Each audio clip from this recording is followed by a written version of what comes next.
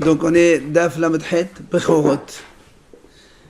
Alors, on est à la 5e ligne. Detnan Zo'idut Ha'id Hiskiya Ve'akish. Le Fnei Rabban Gamliel Biyavne. Alors rappelez-vous, hier on avait répondu à propos des deux mesures qu'on a dit que Maqdeh et Selah c'est la même chose. Alors on a répondu, un il était juste sur le rond et l'autre il pouvait entrer et sortir facilement. C'est donc il y a une petite variation au niveau donc de l'épaisseur. Alors là il nous dit, on a vu la même chose à propos de Hiskiya Ve'akish. Detnan, la Mishnah dit comme ça. Zo'idut Ha'id Hiskiya Ve'akish Lifnei Rabban Gamliel Biyavne. Il a témoigné devant Rabban Gamliel. She'amad Mishum Rabban Gamliel Zaken, au nom de Rabban Gamliel, le vieux, c'est-à-dire le grand-père. Kol she'en lo toch b'chlei heres, en lo ahorayim lahaliqa. Alors, juste un petit mot quand même. On sait que les ustensiles métalliques, ils prennent l'impureté de dehors ou de dedans, c'est pareil. Alors que les heres, les ustensiles en argile, ne prennent l'impureté que de l'intérieur, rappelez-vous, et même sans contact. C'est-à-dire que si un objet il touche l'ustensile en argile de l'extérieur, il ne prend pas l'impureté. De l'argile, il ne prend que de l'intérieur, et même s'il ne touche pas, le fait qu'il rentre dans l'espace interne de l'ustensile, ça devient tamé. Alors il vient nous dire la chose suivante. Donc dans la 7e ligne, Kol she'en lo toch b'chlei heres, en lo achodam lehaliqa. Donc celui qui n'a pas de toch, c'est-à-dire il n'y a pas, c'est pas un récipient qui reçoit quelque chose. C'est voilà, quelque chose de plat, mais on l'utilise d'une façon. Et bien dans ces cas-là, c'est-à-dire il n'y a pas de différence entre intérieur et extérieur. Vu qu'il n'y a pas de récipient, dehors, voilà, les deux faces c'est pareil. Donc il dit, nitma toho, nitma gabo, nitma toho. Donc s'il est tamé de l'extérieur, il devient tamé de l'intérieur. S'il est tamé de l'intérieur, il devient tamé de l'extérieur. Il n'y a pas de différence entre les deux faces, puisque de toute façon, il n'y a pas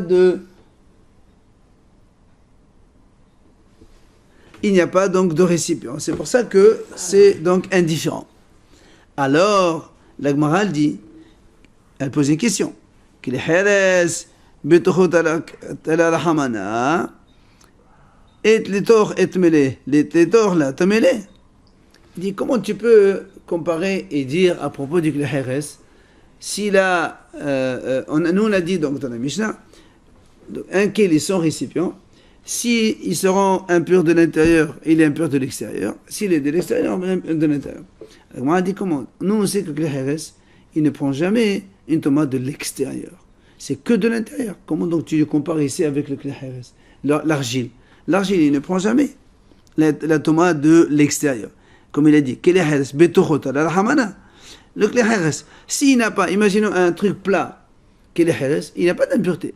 Parce que pour prendre l'impureté, il faut qu'il ait un récipient, et que c'est de l'intérieur seulement qui prend l'impureté. C'est une question de matière, non? Justement, c'est le kleheres. Alors comment toi tu dis, celui qui est comme ça, alors comme le kleheres, s'il est impur de l'extérieur, il est de l'intérieur. Alors il te dit, mais le kleheres, il n'est pas impur de l'extérieur, monsieur. Un ustensile en argile n'est jamais impur de l'extérieur. C'est pour ça qu'il vient, Amar Abisar Balavin, Hachicham. Il vient, il répond, il dit, Kol she'en lo toch b'chlei heres, ki nachdo b'chlei shetef en lo achoraim. La halicha. Il dit, en fait, il rectifie. Pour dire la même chose, mais il dit, voilà, celui qui n'a pas de récipient, donc les heres, s'il n'a pas de récipient, donc un espace, un contenant dans un ustensile en argile, c'est-à-dire, comme on a dit, donc c'est quelque chose qui est plat, oui. Dans ces cas-là, dans le cliché, c'est-à-dire dans le matériau métallique, alors il n'y a pas de différence entre l'intérieur et l'extérieur. C'est pour ça qu'il dit, netma toho, netma gabo, netma gabo, netma toho. Donc on dit comme ça, s'il est impur de l'extérieur, il est aussi impur de l'intérieur. S'il est impur de l'intérieur, il est aussi impur de l'extérieur. Donc en fait, on parle du métallique. D'accord? Ça veut dire que le métallique ne prend pas l'impureté? Ah si. Oui, c'est l'argile. Non, l'argile, il prend l'impureté. Oui, mais Que de l'intérieur. Et le métallique, il prend de l'intérieur comme de l'extérieur. C'est pour ça que la Gemara lui pose une question, elle dit, je ne comprends pas. La maline est pourquoi tu as besoin de me faire dépendre d'un ustensile en argile? C'est qu'à me dire tout simplement, un ustensile métallique, il n'a pas de récipient, il prend l'impureté de l'intérieur comme de l'extérieur, et c'est terminé. Pourquoi tu me dis celui qui n'a pas de récipient comme un Kleheres, si c'était métallique, tu n'as pas besoin de te faire dépendre de l'argile. Dis simplement un ustensile métallique qui n'a pas de récipient creux, donc il ne reçoit pas. Alors, quand il est impur de l'extérieur, il est aussi impur de l'intérieur. Quand il est impur de l'intérieur, il a besoin de l'extérieur. C'est pas chaud. Pourquoi tu as besoin de te relier avec l'argile? D'accord? La mal est limitée par les Heres. Nima, tu n'as qu'à dire, Kol she'en l'autor berle shetef, celui qui n'a pas de récipient dans un ustensile métallique, et le achoraim la haleka. Donc il n'y a pas de différence entre intérieur et extérieur. On parle de métallique, pas chaud. Il dit non, c'est pour t'apprendre quelque chose. Haqa mashma'nan,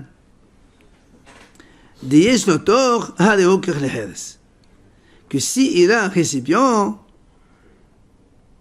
il y a un ustensile qui reçoit quelque chose, donc il y a un trou dedans, une cavité, d'accord? Dans ces cas-là, il est comme le Kleher. Donc c'est-à-dire un ustensile métallique qui a un récipient, comme un verre par exemple, oui, alors on le compare, un verre métallique, on le compare à Kleheres, à un argile. Comment? Ma Kleheres. De la même façon, dans l'argile, Nitma Toho, Nitma Gabo. S'il est impur de l'intérieur, alors l'extérieur aussi il est impur. Oui, alors que l'on Nitma Toho, l'on Nitma Gabo. Mais s'il n'y a pas une impureté de l'intérieur, l'argile il ne prend jamais l'impureté de l'extérieur. Si on ne le touche pas à l'extérieur, il ne devient pas impur. D'accord?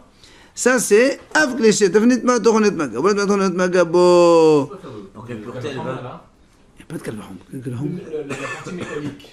Elle est métamée intérieur-extérieur. Oui. C'est Des deux faces. Si c'est un Kelly. Ça, c'est un Kelly. Mais on parle de Kelly, là, ici. Justement, tu es en train de m'ajouter si. Non, on te dit ce qu'on voulait te dire. Je suis d'accord, je mets mon doigt comme ça, par exemple. Donc, les Heres, dans le Kleher, si tu mets le doigt, même si tu ne touches pas à l'intérieur, tout est tamé. Bien sûr.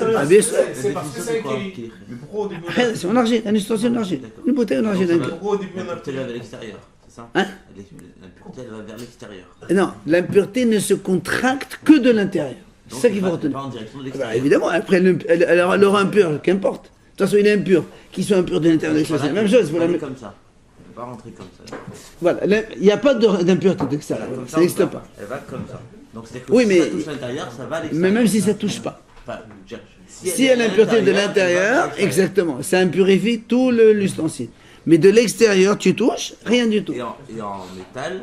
En métal, de partout, là, dedans, là, dedans. c'est pareil. Et au métal, il n'y a qu'avec le contact. Si tu ne touches pas, ça ne marche pas. Et que la pierre. Alors maintenant, La pierre, non, ça c'est autre donc chose. maintenant on vient d'apprendre Oui. Que de la même manière que le Jerez, il se contracte comme ça. le métallique aussi. C'est là où la Gemara le dire. Qu'est-ce que tu racontes? Et là, cliché de Megalebe la Hamanatoho. Où tu as vu que le métallique, il est important au niveau de l'intérieur. Il n'y a que dans l'argile que la Torah elle a dit, quand il y a une impureté de l'intérieur, même si tu ne touches pas, ça transmet l'impureté. Mais dans le métallique, ça ne marche pas. Comment tu peux relier l'un à l'autre? Dans le métallique, si tu mets un doigt comme ça ne marche pas. Il n'est pas impur, l'ustensile. Non, il faut qu'il touche. Il faut qu'il touche. Alors que l'argile, même si tu ne touches pas, ça n'a rien à voir. Comment tu peux relier l'un à l'autre? Alors c'est rejeté comme explication. C'est la Gemara qui pose la question. Alors, la Gemara dit... La Gemara dit, tu as raison, si c'est Minatora...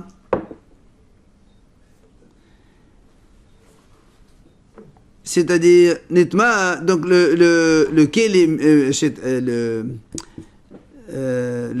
l'ustensile en métal, il prend la tomate de l'extérieur, comme on a dit. Voilà. Ici, on parle d'une impureté qui a été induite par le liquide. Et rappelez-vous, on avait dit avant que les liquides transmettent l'impureté uniquement par Gzerat Hachamim. Qu'on appelle Tomat Mashkin Midirabanan. Les liquides transmettent l'impureté uniquement par les Hachamim. C'est pour ça qu'il dit. Non, il y a des tomates, mais le mashkin en général, tout ce qui est orel, boisson et manger, ça ne transmet pas l'impureté aux aliments, aux ustensiles. Les aliments ne transmettent pas l'impureté aux ustensiles. Par exemple, de l'eau qui Mais reste dehors toute la nuit, Oui. on sait elle a une touma, non? Non, ça ne parle pas de ça. La nuit, ça c'est autre chose. Il faut qu'il y ait quelqu'un qui a touché. Ah d'accord. Un impur qui touche. Mais Mais le Chachamim, ça prend pas en compte pas. Voilà, si Menatora, même tu prends n'importe quel aliment qui est impur, il touche un ustensile, il n'y a pas d'impureté. C'est un premier degré c'est ça? Ouais, au niveau de degré d'impureté. Mais le Mashkin Haramim ont dit oui, c'est Zerabanan. C'est pour ça qu'il dit Ditnan, les liquides, que les liquides. Regarde ce qu'il dit. On est dans les quatre dernières petites lignes, d'accord? Ditnan, Keli Shinetma Ahora ou Mashkin. Un ustensile. Donc, s'il a été rendu impur de l'extérieur. Ahora ou Tme'in. Évidemment, il est impur de l'extérieur puisqu'il a été touché par le liquide. Toho, Agano, Ozno, Fiadao, Tehorin. Mais, donc, vous avez un ustensile. Et donc, s'il a été rendu impur par un liquide de l'extérieur, en métal. Alors, il est impur de l'extérieur, mais le dedans, il n'est pas impur. D'accord? Même, parce que c'est Hachamim. Non. Je répète. Tu prends un ustensile, un récipient en métal, qui, s'il y a une tomate de raïta, un mort, il le touche, que ce soit de dedans ou de dehors, c'est tout impur, c'est fini. Maintenant, mashkin de la banane, même le métallique, quand il est rendu impur par un liquide, que l'impureté, elle est transmissible par les hachamim seulement, s'il est que de dehors, le dehors, il est tamé. L'intérieur, il n'est pas tamé. Il dit, non seulement ça, s'il y a un manche, il n'est pas tamé, s'il y a des anses, il n'est pas tamé, tu comprends? C'est là où il a dit, le métallique, on parle ici de tomate, mashkin de la banane, comme quoi il ne prend pas donc l'impureté comme Menatora, quand tu le touches, il est tout impur. Mais le hachamim, quand il est impur de l'extérieur, il n'est pas impur de l'intérieur. C'est comme le kleheres. La solide, c'est pareil. Liquide ou solide? Non, que liquide seulement. Que les mashkin qui rendent impur de cette façon. Et une viande impure, par contre, qui touche? Non. Ça prend l'impureté? Non, ça ne transmet pas l'impureté. Alors, ce qu'il dit comme ça, Netma toho, maintenant, si il est rendu tamé de l'intérieur par le liquide, kulo tamé, tout est impur. C'est ce qu'il dit. C'est ce qu'on a dit tout à l'heure. Mais Torah, un aliment, on ne transmet pas l'impureté à un ustensile. Et même les liquides non plus. Seulement, que les hachamim ont décrété pour les liquides, oui, que le liquide transmet l'impureté uniquement donc par les hachamim. C'est pour ça que c'est pour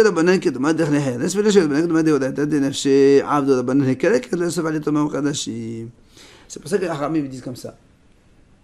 Que on a rendu donc, hachamim ont décrété que le liquide, quand il touche le métal de l'extérieur, il le rend tamé que de l'extérieur seulement et non pas de l'intérieur. Pourquoi? Parce que les hachamim ont voulu faire une différence entre une tomate des Rabbanan et une tomate de la Torah.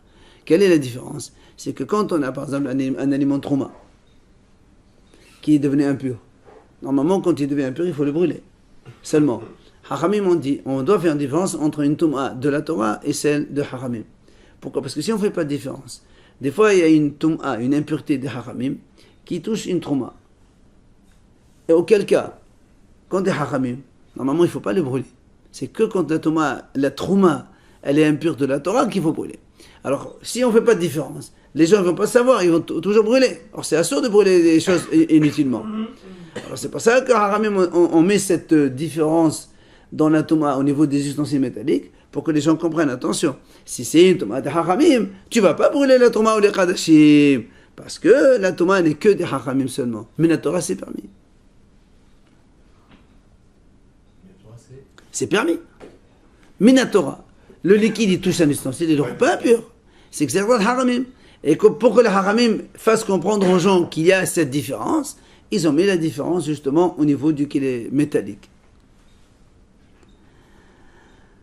Alors, la Gemara dit dans la troisième grande ligne, Ehachi, en lo tornami l'abed namehekera. Alors, la Gemara dit dans ces cas-là, pourquoi les haramim n'ont pas fait la même différence dans un ustensile qui est plat? Dans un ustensile qui est plat, on a dit, que ce soit de ce côté ou de ce côté, c'est la même chose. Pourquoi tu ne fais pas une différence aussi là aussi? Comme tu as fait une différence dans un ustensile creux. Sur une assiette, par exemple? Non, l'assiette c'est creux. Une table. Prends une assiette plate, oui, une assiette plate. Une assiette, c'est. Dessous de plat. Non, un plate, une assiette plate. Imagine, il n'y en a pas, ça existe. Il y a des assiettes Un plates. dessous de plat. Ou un dessous de plat. Un dessous de plat, par exemple. D'accord? Pourquoi tu ne fais pas la même chose? Alors il lui dit, écoute, monsieur. Kivan de abdu hikira bi eshotor, yadi en l'autor de la banane, mais l'autor de la de Oda et Tabak, hein? Il n'y a pas de cavité dans un truc comme ça. C'est pour ça que c'est Ça fait rien. totalement différent. Ça fait rien. Là, c'est une question d'espace, parce qu'on voyait que par exemple, si je mets le doigt ici sur le truc, je rentre tout tamé. Là, comment tu veux faire? Il n'y a pas d'espace. Non, mais ça fait rien. Toi, tu as décrété que quand on touche l'ustensile métallique de l'extérieur par un liquide, il devient impur. Mais pas à l'intérieur. Oui, on est d'accord. Ben, on peut faire la même chose avec un non creux. Tu touches en dessous, ça ne transmet pas l'impureté dedans. D'accord? Alors, il dit, la Gemara répond. Parce que, ouais, mais alors, à ce moment-là, j'aurais pu dire. Parce que si je touche ici, j'aurais pu dire je rentre tamé ici. Pardon? Non, puisque la Gemara va répondre, elle lui dit de toute façon.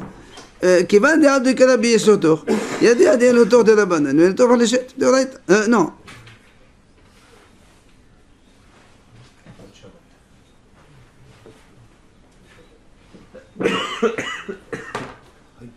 Voilà, c'est le Gemara dit, puisqu'on a fait Hikira dans yesh l'autor, puisque nous on a fait, donc on t'a montré dans un kili qui a un creux, qui a une différence, alors toi, évidemment, tu déduis que dans l'autre aussi c'est la même chose.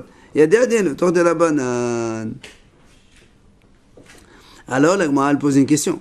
La Gemara dit, comment tu dis qu'un ustensile qui est plat, d'accord? Comment tu dis qu'un ustensile qui est plat, il prend l'impureté? C'est à l'émission, on se concentre s'il vous plaît. Comment tu dis qu'un ustensile qui est plat, qui n'a pas de récipient, de creux, de cavité, il prend l'impureté, même s'il est de la Torah? Comment tu dis qu'il prend l'impureté mina Torah? Voilà, en métal. Et pourquoi il prend l'impureté? Voilà, nous on sait.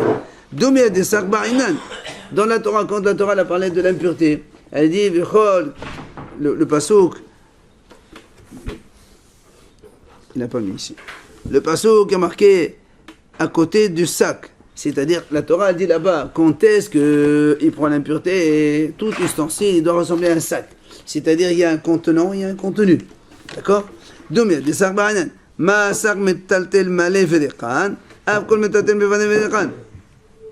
D'accord? Donc la Torah elle dit, quand est-ce qu'un ustensile il prend l'impureté? Quand est-ce qu'un ustensile il prend l'impureté? Seulement quand il se déplace malais, plein et vide. Donc il doit avoir un contenant. Alors comment toi tu me dis maintenant qu'un vide? Il y a de l'air. Il y a de l'air. Ça veut dire que donc il s'agit obligatoirement d'un récipient qui contient quelque chose. De l'air. Tu prends un truc plat. Non, le malais c'est pas, on parle pas de l'air ici. Il se déplace vide et plein. Non, il peut contenir. Oui, mais ça c'est. Tu mets de l'eau, est-ce qu'il met de l'eau? Il reste de l'eau, ça marche pas. Tu mets de l'eau, ça marche pas. Oui. D'accord. Alors comment tu me dis qu'alors il prend l'impureté? Ça marche pas. Alors la Gemara répond, Benar de Hazon et Medalasot. Il dit non. Il peut agir des choses plats, donc des objets plats, et malgré tout, ça prend l'impureté. Comment? Il dit par exemple une chaise sur laquelle on s'assoit. Elle est plate, le siège il est plat. Comme quelqu'un de Tamil s'assoit dessus, donc ça va, Nida, etc. Alors ça prend l'impureté. Tout à l'heure, on s'en fout, on parlait d'un aliment par exemple. Non, on ne parle pas d'aliments. Non, tout à l'heure. Et alors? Non, la question maintenant. C'est sûr que s'il y a mort, il touche. La question maintenant, c'est pas pour tout à l'heure. On a déjà solutionné l'histoire donc de tort ou pas tort. Maintenant, notre question, on est venu sur quand on a dit que le métallique, quand il est plat, il prend l'impureté dessous et dessous. On a dit, mais non, ça marche pas selon la Torah. La chaise, elle prend toute l'impureté si non, pas toutes les impuretés. Tout ce qui est midras. Si je m'assois sur la chaise, est-ce que c'est toute la chaise qui prend? Bien sûr. Ah, voilà. C'est pour ça qu'il dit que même s'il n'y a pas de tort, même il n'y a pas une cavité pour recevoir, voilà, il n'y a pas un contenant, eh bien, ça prend quand même l'impureté. Alors, la Gemara dit, dans ces cas-là, si tu as une chaise en argile aussi, c'est pareil. Si tu as une chaise en argile, tu t'assois dessus, c'est pareil. Il a dit, non, monsieur, ça n'existe pas. Donc, dans l'ustensile en argile, il n'y a pas de tumat midras. C'est-à-dire, on ne peut pas s'asseoir sur de l'argile, ou même si on s'assoit, il n'y a pas de transmission d'impureté dans ce sens-là.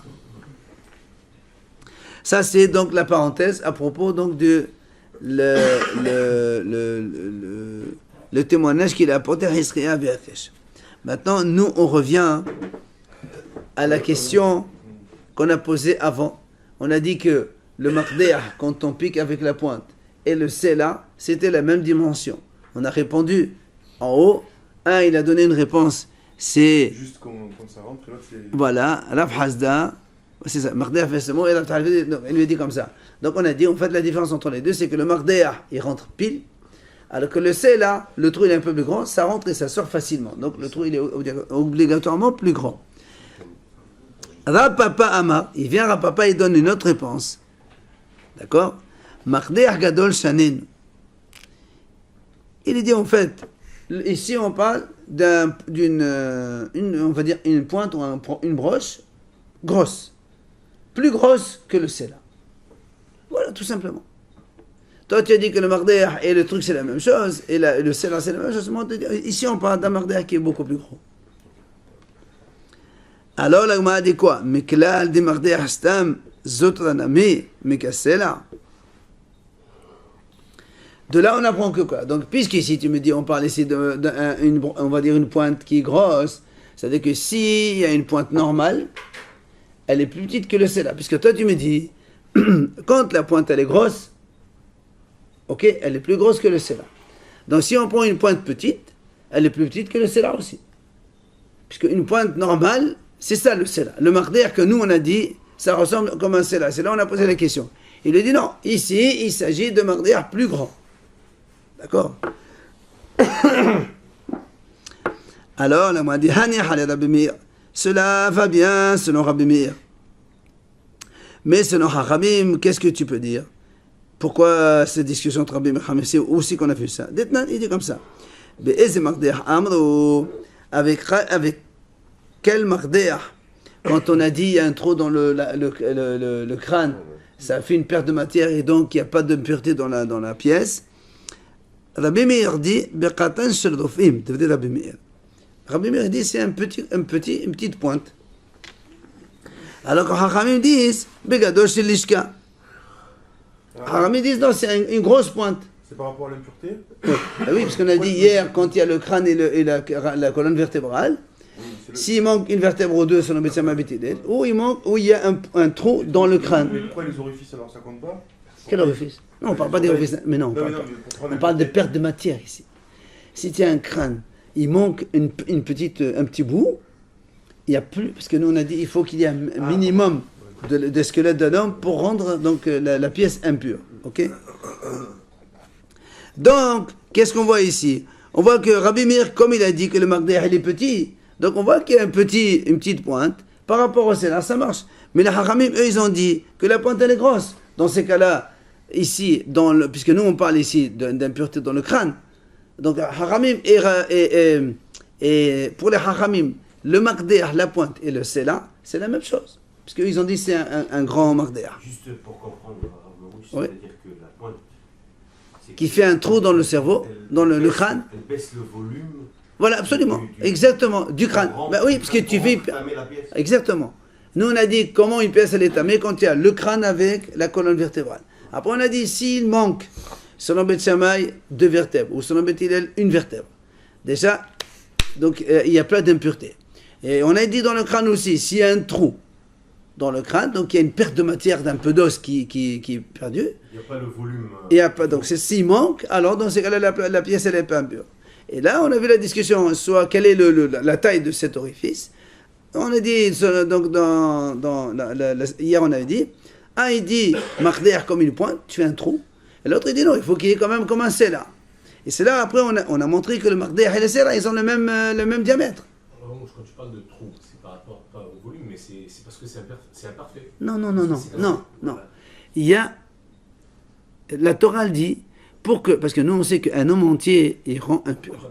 Maintenant, si on n'a pas un homme entier, si tu as un morceau d'os, ça ne rend pas impur toute la pièce, non. Alors là-bas dans le Mishnah de Halot, il dit par exemple, si tu as un crâne plus une colonne entière, rien que ça transmet l'impureté à la pièce. Complet. Il manque rien. Voilà. Si un morceau d'os, Non. Non. Pas la pièce, non. Au contact, oui. Maintenant, il dit, la Mishnah dit, ici, il manque une vertèbre. Selon Beth Hillel, non. Selon Beth Shammai, toujours. Maintenant, il dit, s'il y a un trou dans le crâne, il manque un petit peu, je sais pas, un demi-centimètre d'os, il manque dans le crâne. Bah, c'est là où on est en train de parler de ça. Donc, ça ne transmet pas. Bon, ça ne transmet pas l'impureté à la pièce. Il manque. C'est pas une question de parfait, non. C'est pas l'équivalent de Kelly cassé? Ah non, non. Au lieu d'un kilo, il y a 900 Il manque un. Enfin, qu'importe le poids, mais il manque dans l'unité. Voilà, l'unité, elle manque. Donc, selon le Hachamim, on voit que c'est la même chose. On reprend la question. Alors, si tu dis, selon Rabbi Meir, c'est un petit mardéa, alors,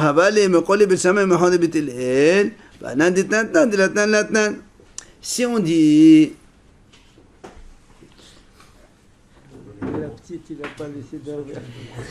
messieurs, selon Rabbi Meir, que la pointe elle est petite, et le sela il est un peu plus gros, d'accord? Selon Rabbi Meir. La Gemara dit, mais dans ces cas-là, aussi on va avoir une question. Quoi? Parce que Beth Shammai, c'est eux qui ont dit une pointe. Et Beth Hillel, ils ont dit que c'est là. Et si tu dis que la pointe de Beth Shammai elle est plus petite, ça veut dire que Beth Shammai, ils sont plus méril que Beth Hillel. Puisque Beth Shammai, quand il y a un crâne entier, il y a un petit trou de 2 mm, ils te disent, il n'y a plus d'impureté. Beth Hillel disent, non monsieur, il y a encore impureté. Donc Beth Hillel, ils sont plus marmir. Or, si c'est comme ça, nous on a, je vous ai dit avant, on a des Mishnayot dans lesquels on sait, il y a 6, je crois, il a dit, il y en a 6, dans lesquels, c'est ça. Et Beth Shammai, ils sont méril, Beth Hillel, ils sont marmir. Or, celle-là ne figure pas dedans. Donc, on a un problème. Même selon Rabbi Meir, on va avoir un problème. Quoi? Que Beth Shammai ici, ils sont méril. Et donc, ce cas-là ne figure pas dans la liste des 6 divergences dans lesquelles Beth Shammai sont méril. Donc, ça ne marche pas, cette réponse. Amar Rav Nachman, il vient Rav Nachman, il répond, c'est la néronite chanino, qui mardéa gadol, que mardéa gadol, c'est la stam, zotam mardéa stam. En fait, il lui dit, comme c'est marqué, c'est la néronite. Nous, on a vu ici, il n'y a pas marqué c'est là. Quand on a vu dans la Mishnah hier, il a dit comme ça, le mardéa gadol chez le shka, chez eux qui font déjà très ours, c'est la néronite. C'est un sénat de Néron. Néron, c'est le romain là, non? C'est l'empereur romain? Peut-être. Quoi qu'il en soit, il lui dit là-bas, le sénat là-bas, il est comme une grosse pointe. Si tu prends le sénat normal, quand tu prends le sénat normal, il est plus petit que la pointe normale. Mais comme ici on a parlé de sénat néronite, il est plus grand que le mardéar qu'on a dit nous. En fait, on a 3 mesures. On a le sénat de Beth Hillel, on a le Mardéah de Beth Shammai, qui est plus grand que le Sela normal. Et par contre, le Sela de le Néronite, lui, il est encore plus grand. Donc il n'y a plus de questions. C'est l'empereur Néron. Hein? Oui, c'est Néron. Je ne sais pas si c'est lui. Je ne peux pas savoir. Ben, peut-être c'est là. Je peux dire il y a peut-être dans le politique. Oui, mais c'est possible, c'est possible. Pas de problème. Matedin, allez, on continue avec la liste des défauts. Allez. Donc on a vu jusqu'à présent les problèmes des oreilles. Maintenant, on parle Haris Shel Ain. Haris Shel Ain, c'est les cils. Les cils donc de l'œil. Chez Neqab, s'il y a un trou. Chez Nefgam, il manque un morceau. Ou chez Nisdar, où il y a une fente. Tout ça, ça fait des défauts dans l'animal. Encore d'autres défauts dans l'œil. Dans le cil. Un trou dans le cil? Ouais. Non, mais pas dans le coupeur. Hein? Non, Les cils. oui, il manque des cils, c'est ça? Soit il y a un trou, soit il manque, soit il est fendu. Tu vois un trou dans le cil, toi? Eh ben tu examines. Hare be'aino, stop. Hare be'aino, s'il y a une tache dans l'œil, messieurs. S'il y a ou un trou ou s'il en manque. En français, ça s'appelle dans l'œil cette fois-ci. T, une T, il y a marqué. T-A-I-E. Voilà. C'est une plaie, c'est une tache. Voilà une Ouais, tâche. il Ou bien Tevalul. Comment il faut bien aussi Il y a une dans la cheveux, tu trouves Il y a la tête d'oreille Ou Halazon. Pareil. Nahash, tout ça, ce sont des maladies dans l'œil. La Mishnah va expliquer ce que c'est. Et Tevalul, la vana poser besera. Il dit, c'est quoi Tevalul? C'est quand il y a du blanc dans l'œil, il rentre dans le noir. Des fois, des gens, ils ont malheureusement comme ça. Non.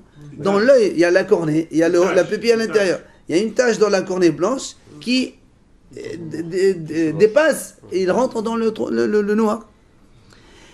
Et la Mishnah a dit, par contre, si tu as du noir qui dépasse dans le blanc, ça c'est pas un défaut. Le défaut c'est quand il y a le blanc qui rentre dans le noir. Alors, on laisse tomber ça, il va ou il va pas bien, ce sont la liste des défauts. C'est quoi hadith? C'est ce qu'on a dit, c'est la ligne des signes. Dar tevalul, tanorabana, dar meshuqa hadezemu. Quand la T, c'est donc une plaie dans l'œil. Quand c'est meshuqa, il est enfoncé, c'est un mou. Tsaf, mais si au contraire, c'est quelque chose qui surplombe la face de la cornée, ça est non mou, c'est pas un défaut. La Gemara dit, voilà, on a une brette qui dit le contraire. Quand il est enfoncé, c'est pas un mou, mais quand il est au-dessus, c'est un mou. Alors, comment on fait? La Gemara dit, la kasha. Ha beshahod, ha belavan. C'est-à-dire, quand c'est dans le noir, donc, quand c'est dans le noir, alors, ha beshahod, ha belavan. Donc, il n'y a pas de contradiction entre les deux brettes. Dans un cas, on a dit, quand c'est à la surface, c'est pas mou, quand c'est enfoncé, c'est mou. L'autre a dit non, quand c'est à la surface, c'est mou, mais quand c'est enfoncé, c'est pas mou. Alors, on dit, il n'y a pas de différence. Dans un cas, c'est quand le problème, il est dans le blanc de l'œil. Et dans l'autre cas, c'est quand c'est dans le noir de l'œil. Alors, la Gemara a dit, comment? Qu'est-ce que tu racontes? On a dit, dans le blanc, dans la cornée, il n'y a pas de mou. C'est uniquement quand c'est dans le noir. Alors il dit, il dit non, c'est quand la tache elle est blanche ou la tache elle est noire. Il va nous donner maintenant le détail. Rabbi Yosha, il m'a enseigné cela. Quand la tache elle est noire, mais si elle est enfoncée, c'est un mou. Tsaf, il surnage, et nous mou, c'est pas mou. Maintenant, Dar Lavan, mais si la tache elle est blanche, Meshuqa, si elle est enfoncée, c'est pas mou. Tsaf, quand elle est à la surface, hadezemum, c'est un défaut. Vesemanach Balka, Menachon brillant, il a dit. Elle est enfoncée. Une plaie, des fois elle est au-dessus, des fois elle est enfoncée. La même chose dans l'œil. Ben oui. Après on a dit Halazon Nahash ve'atsev. Ça on n'a pas vu dans la Mishnah. Non, mais ve'atsev on n'a pas vu ça. Il y a une correction ici, il dit Einaf. Einaf, top. Eh bien, yallo, Helazon hu nahash, ou dilma Helazon hu nahash. Est-ce que ce sont deux défauts différents, ou c'est le même Helazon nahash, il faut les en même temps? Il lui dit. Non, c'est pas un serpent ici.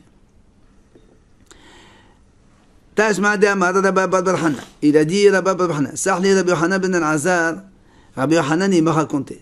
Zaken ahad haya b'shchonatenu. Il y avait un vieux dans notre quartier. Il s'appelait comme ça. Je suis jamais passé devant lui. Il dit que c'était un grand de la génération. Une fois je suis passé devant lui. Assieds-toi mon fils, je vais te montrer un défaut.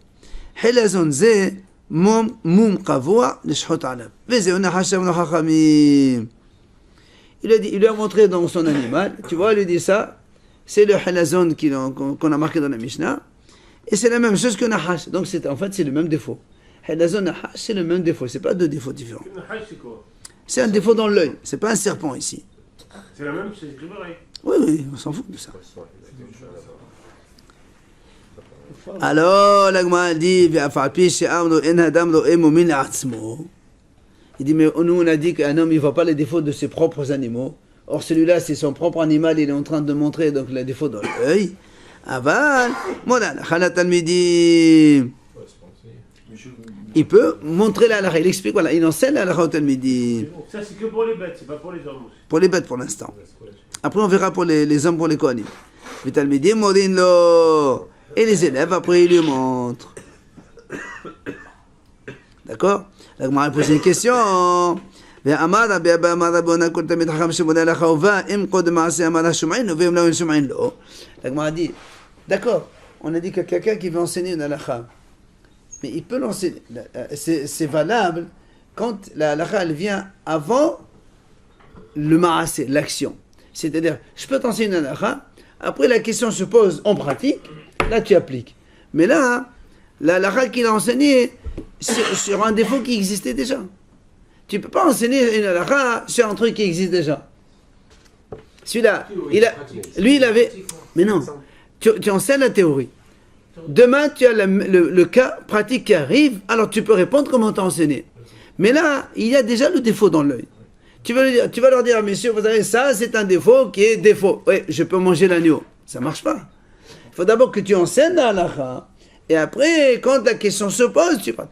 Dans ces cas-là, moi je peux te dire, c'est parce que lui il a vu ce défaut dans son agneau. Il a dit comme ça, il peut le corriger. Il a dit, c'est voilà. Il modifie la... Ça marche pas. Non, peut-être qu'il a déjà eu la réponse. La réponse de la personne. Et non, puisque lui-même, non, lui il est en train de lui montrer la halakha à son élève. Il dit, tu vois, Il connaît la réponse officielle. mais justement, tant que personne ne la connaît, mais non, tu ne peux pas diffuser une halakha sur un cas existant chez toi.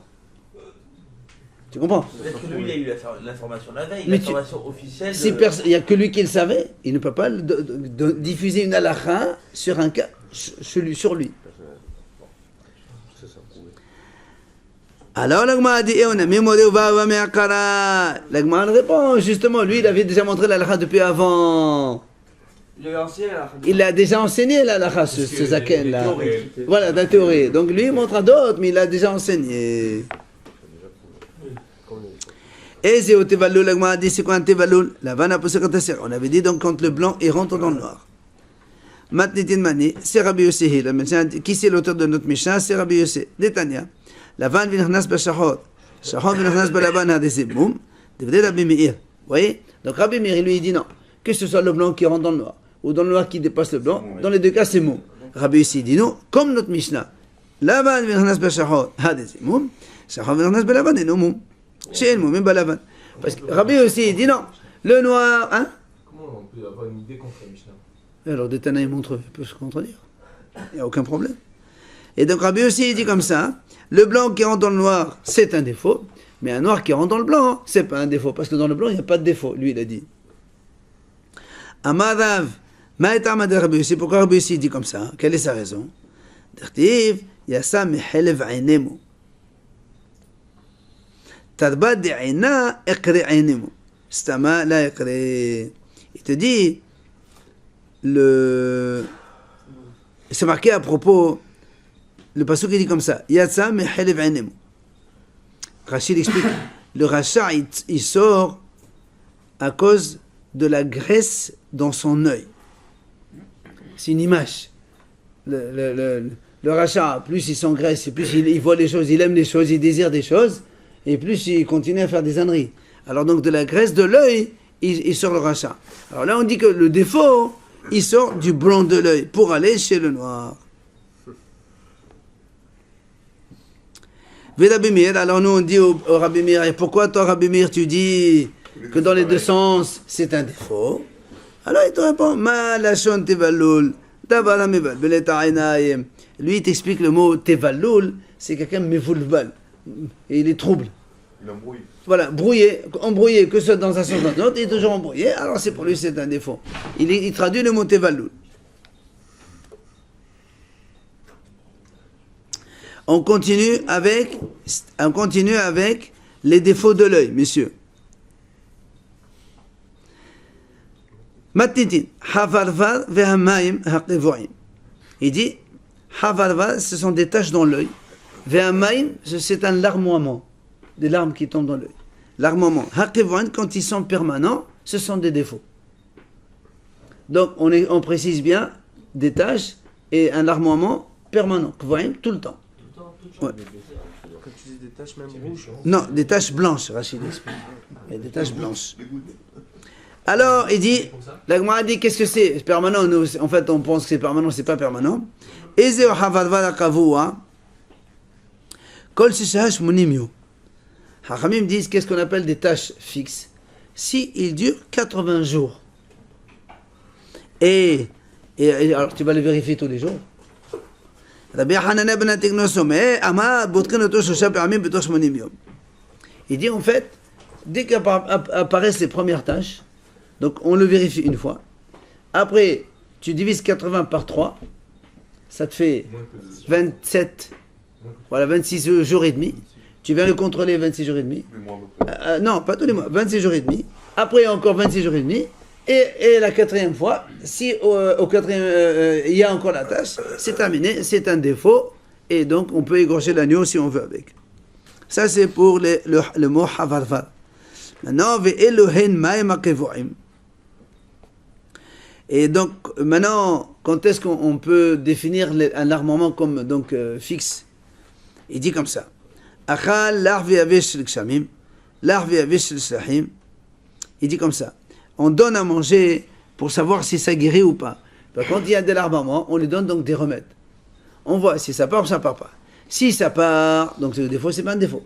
Si ça part pas, hein, alors c'est un défaut définitif. Mais c'est quoi le remède? C'est pas n'importe quoi. Il dit, on lui donne achal l'arve avesh l'kshamim.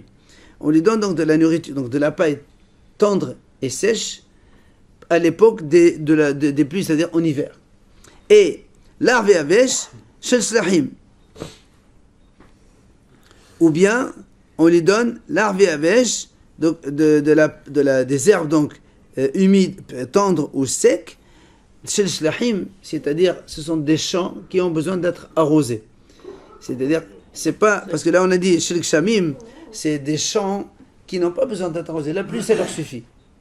C'est pas la saison de pluie. C'est en fait quand on lui donne des herbes qui poussent dans un champ où la pluie lui suffit, ce qu'on appelle sadé kshamim ou sadé abal, et il y a des shlahin. Sadé shlahin, c'est quand un champ, il est shlahin, c'est-à-dire il est fatigué, donc il a besoin toujours d'arrosage.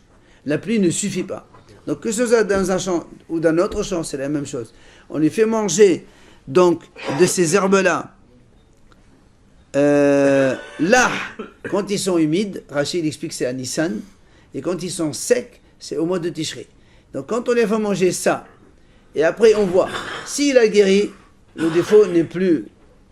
Et s'il n'a pas guéri, c'est là on donne le certificat comme quoi c'est un moum, et on peut donc égorger si on veut. Non, on parle de l'armement ici. Le canal, comme on appelle le canal lacrymal. Ça fait rien, canal lacrymal. Mais alors, des maladies que même sans trouble de canal lacrymal, quelqu'un qui a une conjonctivite, il a l'armement, c'est vraiment là. Alors, maintenant, la Mishnah, elle dit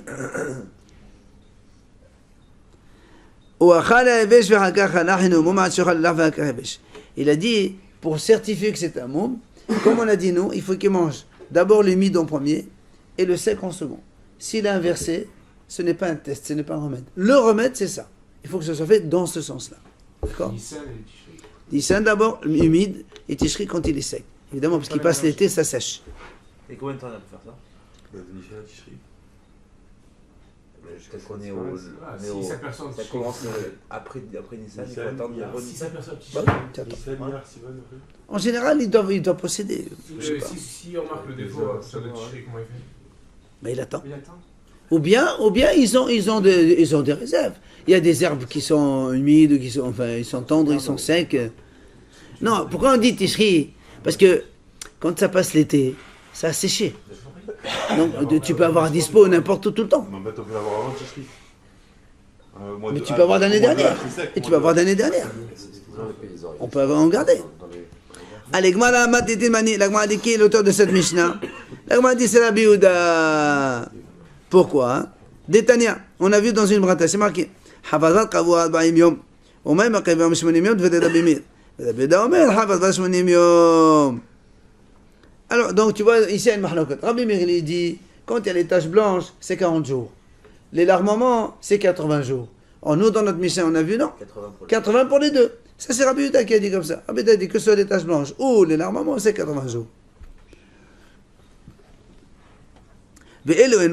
Quand est-ce que donc on va définir un moum avec donc un larmement permanent? C'est Achal l'arvi avesh shel betashelachin.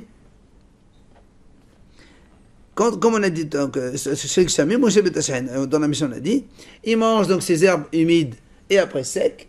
Ici ça reste le défaut, c'est là où c'est un défaut permanent. Maintenant, chez Achal avesh v'hagach achal alah. Si maintenant il a mangé le sec, après il a mangé le humide, et une moum, ça ne marche, on ne peut pas certifier. Ad, chez Achal avesh achal alah. Donc il faut obligatoirement qu'il mange donc le sec d'abord. Non, l'humide en premier et le sec ensuite. Enfin, ils étaient en train de discuter là. Il y avait entre 80 jours et 40 jours, il Ouais. revient sur. Oui. Il revient de Ça c'est, oui, d'abord il te dit ça dure 80 jours. Après on te dit cette maladie-là, donc l'armement qui dure 80 jours. Si tu arrives à le soigner en lui donnant manger, Mais ça, ils sont d'accord tous les deux de toute façon. pour la guérison, oui, sans problème. Alors, et la marloquette entre Rabbi Yehuda et Rabbi... C'est dans les taches blanches. Rabbi Meir il a dit des taches blanches, s'il y a des taches, elles restent pendant 40 jours, ça y est. Alors Rabbi Yehuda dit non, c'est pas suffisant, il faut 80 jours pour que tu certifies le défaut. Alors, la Gemara pose une question.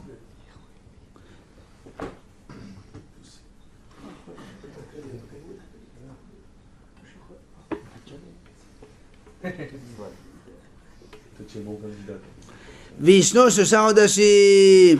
Et donc, on doit le vérifier pendant 3 mois. Comme on a dit, nous, 80 jours, donc 3 fois, parce que presque 3 mois. Alors, la Gemara dit... La Gemara dit, voilà, nous, on a vu, tout ça, c'est marqué dans la Mishnah. Achal l'arvi avesh l'kshamim, l'arvi avesh l'beteshahin.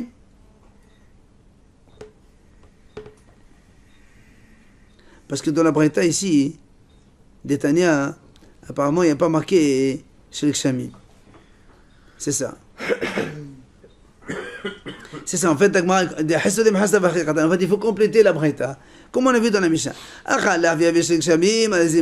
Donc, s'il mange les herbes humides après sèches, donc dans un champ, comme on a dit, arrosé par le pluie, donc ça lui suffit. Ça, c'est, et on voit que le moum reste, c'est définitif, c'est moum. Betashahin et no moum. Mais si c'est betashahin, si c'est donc les herbes qui poussent dans un champ, comme on a dit, il nécessite un arrosage personnel, c'est pas un mot.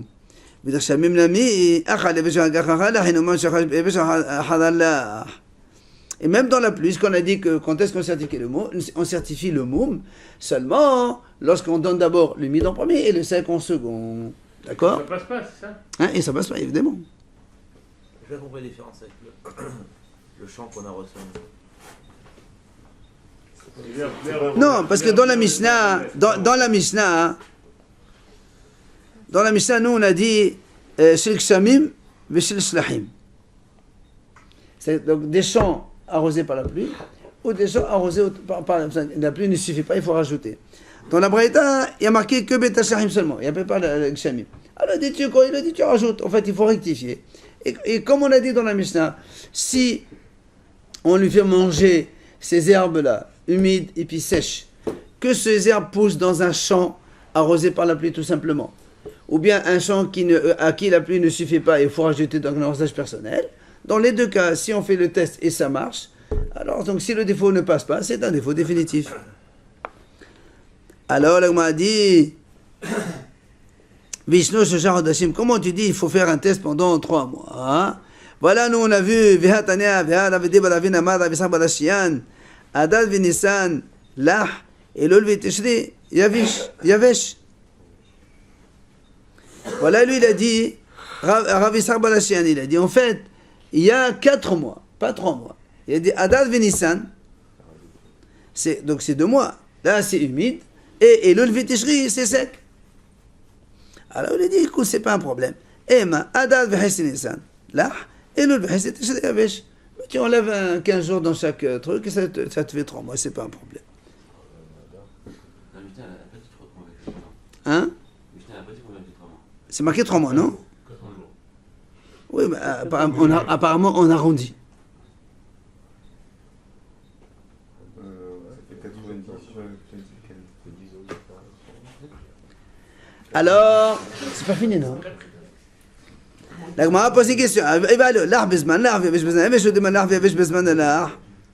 Gemara dit, est-ce qu'on doit les manger, on doit lui donner à manger, comme on a dit tout à l'heure, les herbes humides pendant l'époque où il est humide, et les herbes sèches pendant qu'il est sèche. Ou bien on peut avoir, la Gemara dit par exemple, bon, on est obligé de dire l'humide et le sec au moment où c'est humide, parce que si on est sec, le lard il n'est plus humide. Avant qu'on l'arrose nous et puis que ça corresponde à. Non, parce que les herbes humides, elles doivent rester humides. Voilà, exactement. Donc, la Gemara pose une question. Est-ce qu'il faut lui donner les herbes humides, par exemple à Nissan, et attendre jusqu'à Tishri pour donner sèche? Ou bien non, tu peux faire le test au mois de Nissan, tu lui donnes les humides, et comme les secs, tu en as déjà, parce que les secs, ça se trouve toujours, tu les donnes après. Tu n'es pas obligé d'attendre jusqu'à Tishri. C'est ça la Gemara dit. Est-ce qu'il faut attendre à son époque chacun, ou bien non, tu peux donner les uns après les autres au moment donc où c'est là. Tashma, oui. Vu qu'il y a 80 jours à attendre, donc c'est pas possible. On est obligé de ne pas respecter le temps qui s'écoule entre Nissan et Tishri. Non, quand on dit 80 jours, il faut le donner à manger pendant 80 jours de ça. Mais le délai, on s'en fout. Mais ça fait rien, non. Quand on dit 80 jours, il faut lui donner à manger chaque jour de ces herbes-là, médicaments, traitement pendant 80 jours. D'accord? Tu lui donnes ça pendant 80 jours, et tu lui donnes les secs après pendant 80 jours. Alors nous, on te dit, est-ce qu'il faut... Oui? Le poids, ça s'appelle 40-40. Ou bien certainement. Il n'y a pas marqué 40-40. Non, on va pas 80. 6 mois, tu vas On peut donner un Peut-être une fois le matin, une fois le C'est une soir. belle ordonnance. Hein. après manger. Ouais, après chaque repas. Tu penses que non? Ça fait 6 mois, Mamouche. Moi, je sais pas manger. C'est ça. Il y a des gouttes, il me dit, il pense que Il même pas moi, il m'a pas dit. c'est vrai, c'est 6 mois moins 20 jours. Ça fait 160 jours. Ils ont pas dit ça. Non, mais je comprends. Non, 20 jours. Je te dis, va je te faire bien,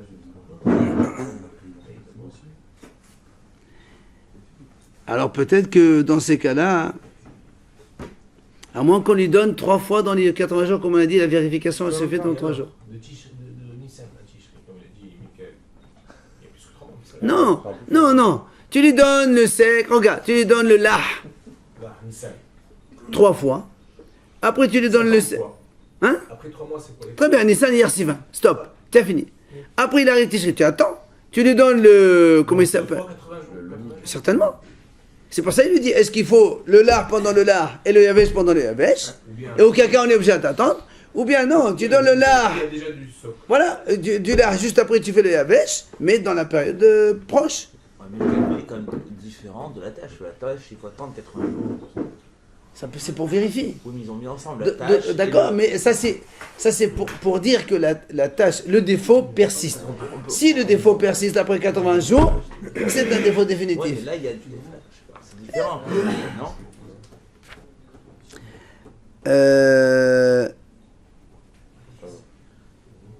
Tu vois, c'est ce qu'il a dit. Rachid a dit aussi. Donc, est-ce qu'on attend les 2 saisons, Nissan et après Tishri, pour le donner, ou bien on les donne les 2 en même temps? Alors, l'Agma a dit, Tashma, donc les 4 dernières lignes de la page, Damar avait débalavina madav sabadashian, Adav Nissan lah, Elol Tishri yavish. Ok? Il dit, il faut le donner à Adav Nissan du lah. Mais si, on a dit l'humide c'est Adav Nissan. Et Elol Tishri yavish.